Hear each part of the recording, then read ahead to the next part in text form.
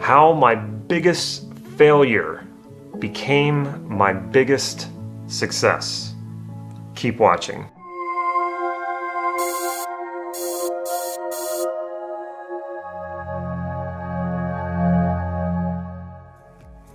This is Life Mastery Gym, and I'm Damon Cart, and I teach people just like you cutting-edge NLP processes and techniques so that you can master your life and take charge of your destiny. So if that sounds good, make sure you click that subscribe button right down here so you can get these videos on a regular basis. I'll be the first to say that I have no natural talent. I have no extraordinary skills that I was born with, and I had no special gifts that I can really think of. I'm pretty much about as ordinary people are. I'm as fulfilled and happy as I've ever been and continue to become more fulfilled and happier. And I'm as successful as I've ever been. And so when I say these things, they might sound a little arrogant. I assure you it's not. These are all by my own judgment. I really don't care about someone else looking at me and saying, well, you're not that successful, or you're not successful because of this and that, or that's not extraordinary. None of that matters to me. And what I would say to everyone who watches this video is that the same goes for you. Like, all that really matters is how you feel about your life. It only matters if you feel fulfilled and successful, and you feel whatever it is that you want to experience in this life. The judgments of others are nothing.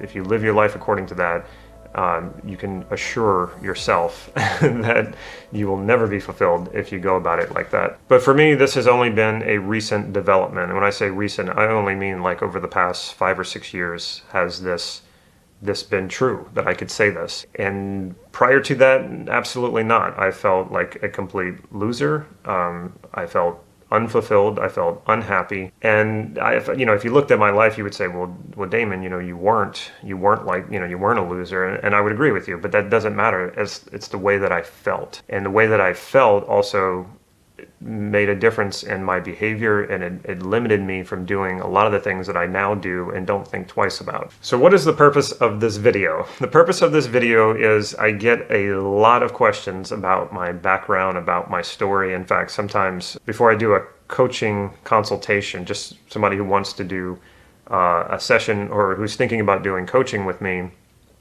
they actually sometimes just want to know what my story is. What was my background before doing what I do? And then I get plenty of emails, plenty of messages, and I respond to them all.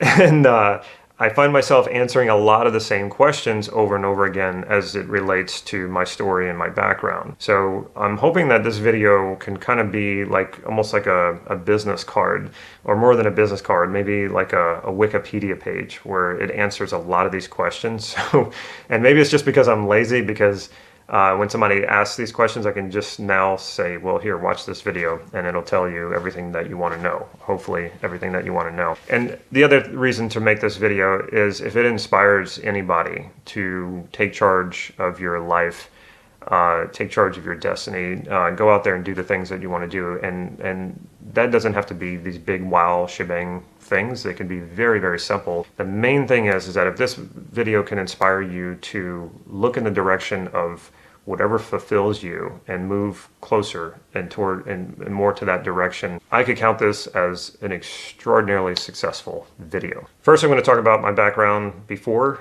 getting into NLP, before training in NLP. I'll try to make that part as brief as possible. So I grew up in a small town in South Louisiana.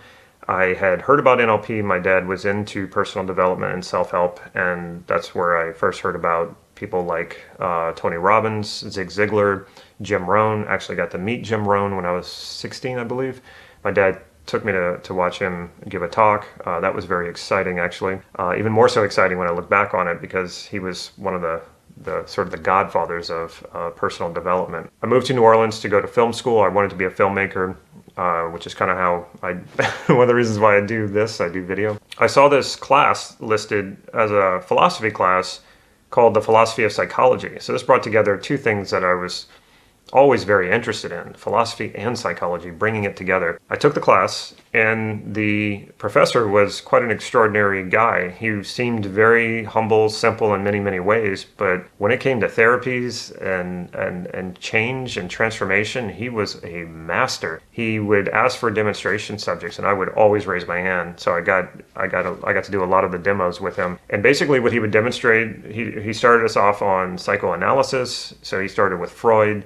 He went into Gestalt therapy, he went into transactional analysis, and ended up with going into NLP and basically saying this is the mother of them all. Like, this brings together all of the best stuff. And he would demonstrate this with the students, and we learned to hypnotize each other. It was an amazing class. I had so much fun in that class. It also taught me a lot. I graduated shortly thereafter, maybe a year after that class.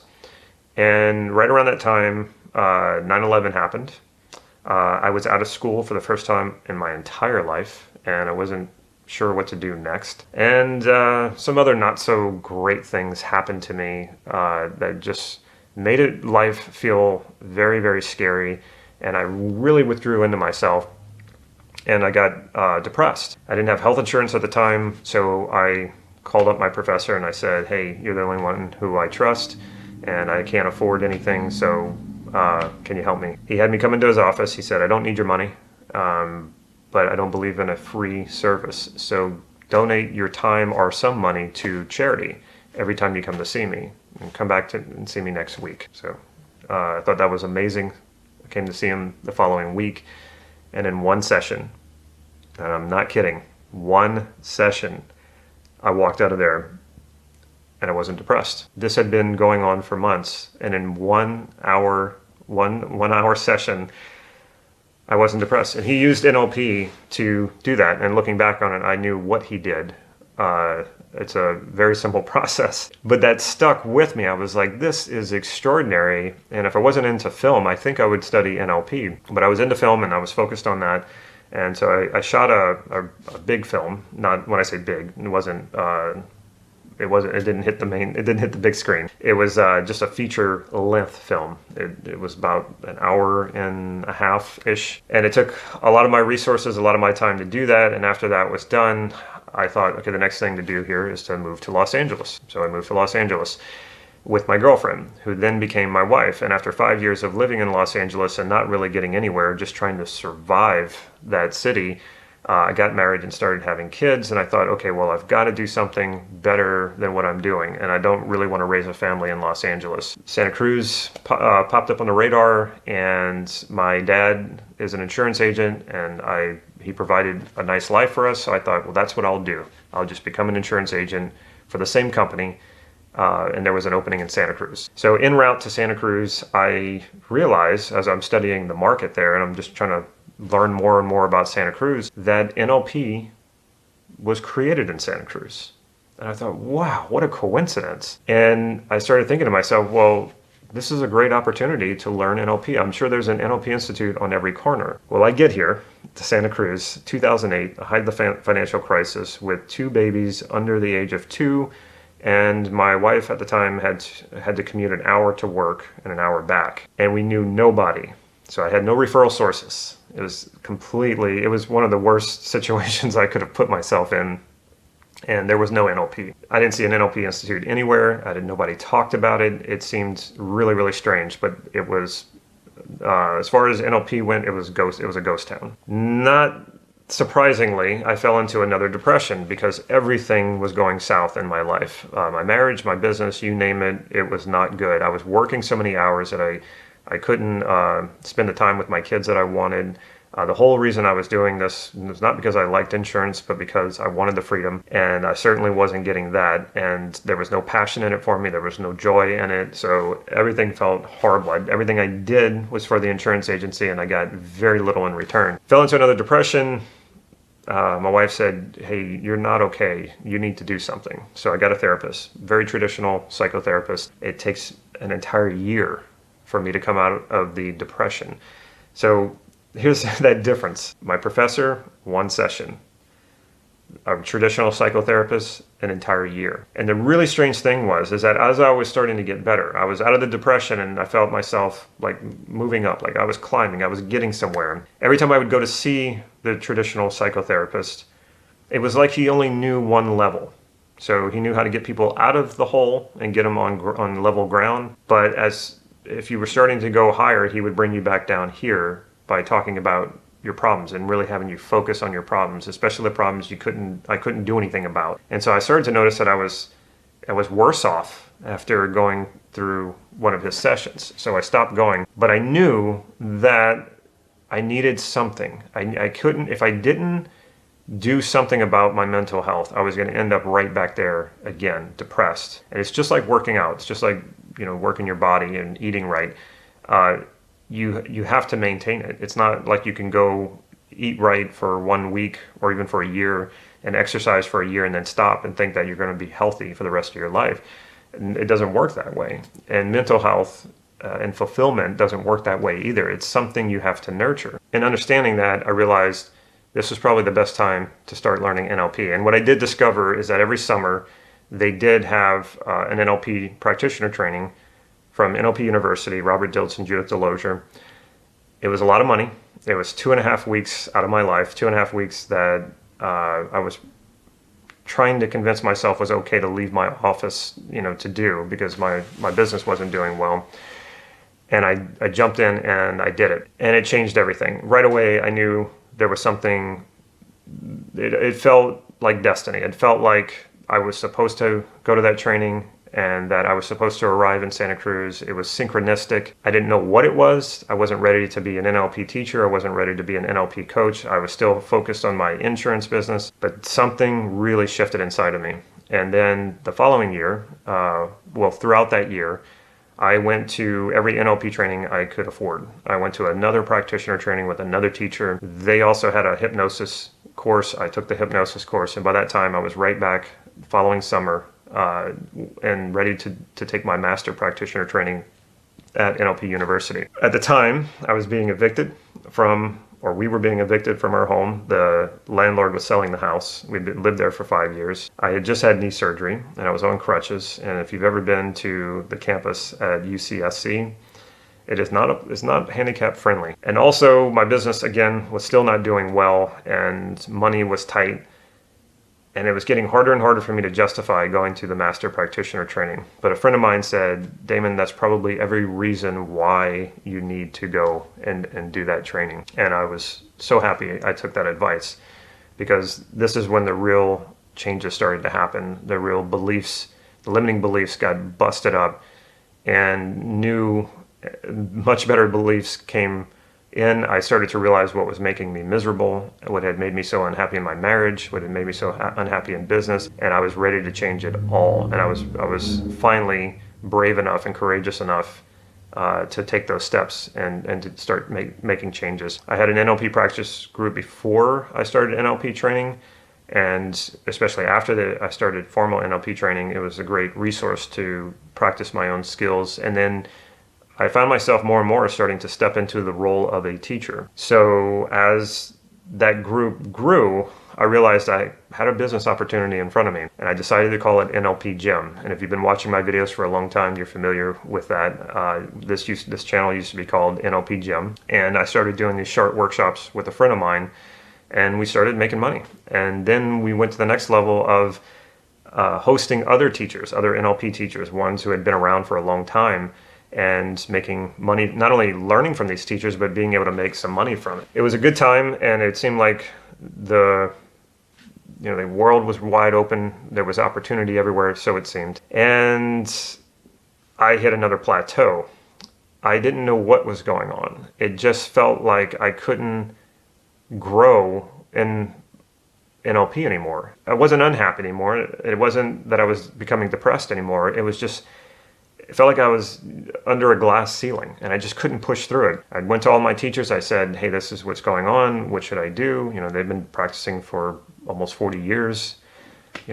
What's happening? And they didn't have any good answers. Nothing satisfied me. And it was around this time that I met Steve Andreas, NLP legend who recently passed away, who I credit with knowing or creating the best NLP models and being the top NLPer in the world. Yes, and I mean that even better than Bandler and Grinder. That's probably another video I should do. He taught me the self-concept model, which absolutely changed everything. And I started to grow again in NLP, and in a way that I had never experienced before. It wasn't just about doing and accomplishing. It was about experiencing the greatest fulfillment that I had ever experienced. So things started to get better, but my business, my NLP business wasn't really growing. And this was one thing that Steve couldn't help me out with that much. Steve was well established even as a business, but only because he had been around for a long time. Not because he was a great marketer, and he certainly wasn't a Tony Robbins, beat his chest and jump all over the stage kind of guy. He did his thing. He often would refer to himself as like the scientist in the lab coat in the basement, tinkering around and working on stuff and coming out, with the best models, but not enough people knew about it because he didn't really know how to market it, and marketing just wasn't really his thing. So here was all this incredible information this man had in his brain, but he had also put it out there in books, and he had taught, but he was retired at the time. I felt like I hit a treasure chest of information and models and techniques and processes and understandings that I could study probably for the rest of my life and keep growing with this. But how do I get that out and create a business around that and make this something sustainable? Because at this point I realized I did not want to be an insurance agent. I wanted to get rid of the business, but what I was doing is I was using the business to fund the creation of this business, and that's the only reason why I was keeping it around. Also, by this point I had split with my wife, and we were on our way to getting a divorce.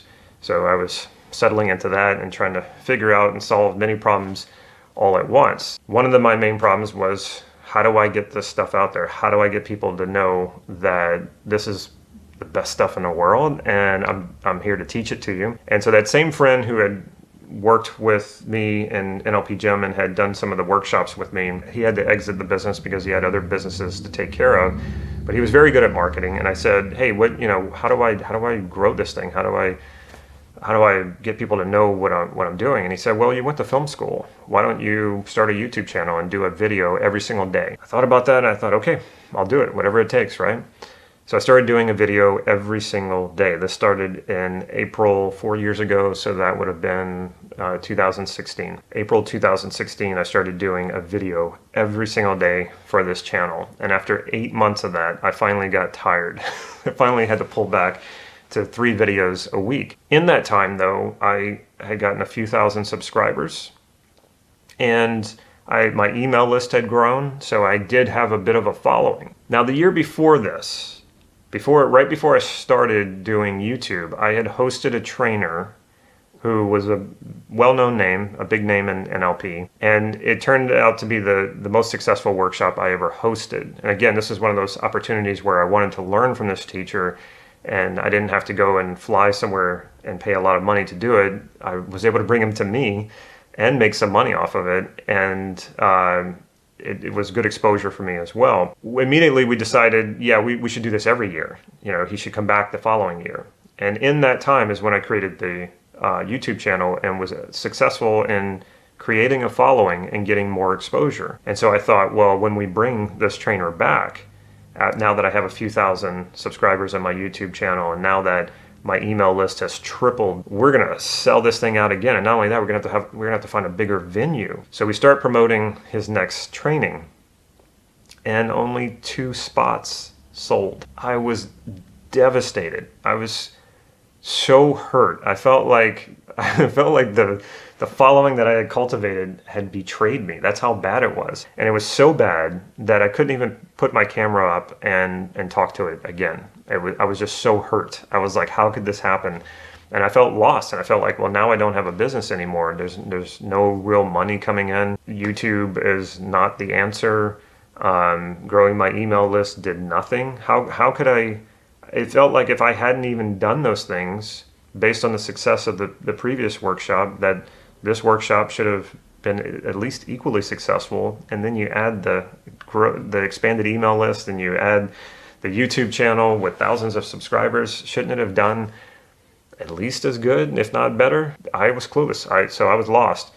And I actually quit. I stopped doing videos for about 6 weeks as I tried to figure out what else was I going to do? What other business would I do besides this one? And I knew that I didn't want to go back to insurance. It was a dark time, to say the least. During this time, though, I started getting messages, and I started getting even phone calls, and people saying, hey, what happened to you? You suddenly disappeared. We're worried about you. Are you sick? We hope you're not dead. Please let us know at least that you're okay. I was shocked by this. I thought none of these people cared because they didn't show up to my workshop. And but they did care, and they were reaching out to me. And then I got called out to a business school in San Francisco to give a talk about NLP. And I was like, wow, this is really strange. Why is this happening now? I thought to myself, okay, maybe I'll come back and shoot some videos. Maybe because I really do enjoy this. So I thought, okay, I'll consider it. And then there was a friend of mine, James, who I've actually he did a testimonial video for me when we were visiting Vietnam. He had really wanted to learn, he really wanted to take a practitioner training from me. And I had yet to do a practitioner training. I had always wanted to do a practitioner training, wanted to teach one. And I was planning on it, but of course when I quit, that wasn't going to happen. And he was really disappointed. And I felt bad because he was disappointed. He was really looking forward to it. And I thought to myself, you know what, James is a good friend. I said, James, we'll do a practitioner training together, you and me. We'll do it every weekend until we get through the entire manual, and you'll have that practitioner experience and that knowledge. And he said, great. But then I thought to myself, well, NLP, in a practitioner training, you really have to practice with other people. And so if it's just him and I don't know, it's just not going to be quite right. We need more people. So I thought, okay, who would want to do a practitioner training, who would actually show up, and I'll just do it for free. Thought to myself, why would I do it for free? I had paid my dues. I'll charge them a little something, and I'll just do it out of my living room. I won't have the overhead cost of a hotel or any of that stuff. I'll just do it right here. So I put it out to the email list. I said, hey, this is what I'm doing. We only need a few people. And in my mind, I was thinking we just need 6. And 6 people signed up. I thought, okay, I'm teaching a practitioner training, and now I'm making money again. That's cool. I still wasn't sold on continuing the business. And then I thought to myself, I wonder if people would want the online version of it. So then I hit the YouTube channel, hit the YouTube airwaves, and I said, hey, this is what I'm doing. Does anybody want the online version of it? If so, here's the link, and you can sign up for it even before it's started. But if you get in early, you get a discount. Right away, people started signing up. I got 10 signups that first week, and then more kept signing up. I was flabbergasted. I thought, what's going on? What is happening here? I actually have a business again. And from there, it just continued to grow, and I continued to create trainings. The YouTube channel continued to grow, and here I am now. And eventually, yes, I did change the name from NLP Gem to Life Mastery Gem, because I do like to talk about things outside of NLP. Not all the time, not most of the time, but sometimes I do. So I felt like it was easier to just have a wider range. It's really about mastering your life. It's really about fulfilling your life and doing what really does it for you in your life, and not spending so much time doing things that don't make you happy, and shifting that paradigm, shifting that to doing more of what really you enjoy, what really fulfills you. So where do we go from here? I don't have a crystal ball, and I've been constantly surprised about where this thing has gone. So I don't want to say for sure, but it continues with this same theme about going to the self, your self-concept, and really learning about that, getting clear about that, getting clear about what it is that you want, and constantly working on creating the absolute best possible life for you. The life that really does it for you, not in comparison to anyone else, not trying to check the boxes of success that most people around you deem as success. What really, really does it for you, and what is your potential, and how do you actualize that potential? So this channel is dedicated to learning more about that, and there's always more to learn, and really making it happen, actualizing that, really becoming the person you want to be who has the life that you want to live. So if you're interested in coaching with me, or if you're interested in learning self-concept, learning NLP, learning from me, we have that available for you. In the description right down below, you'll see a link. If you're interested in coaching, just click that link. If you are interested in learning more about self-concept and learning more about the processes I use, the successful processes that I use that I've been able to teach other people, other coaches, processes that you can use for yourself or you can use to coach other people, there is a link down there for you as well. Click that link, you'll see it right there in the description. And let's all learn together, let's all learn from each other, and let's get you living the best, most fulfilling life that you could possibly live. If you like this video, make sure you give it a thumbs up, and if you haven't already, make sure you click that subscribe button and click the bell so that you'll be notified when I put new videos out. Last but not least, if you found this video helpful and you know someone, family or friend, who you think this video would also help, make sure you share it with them. Take care.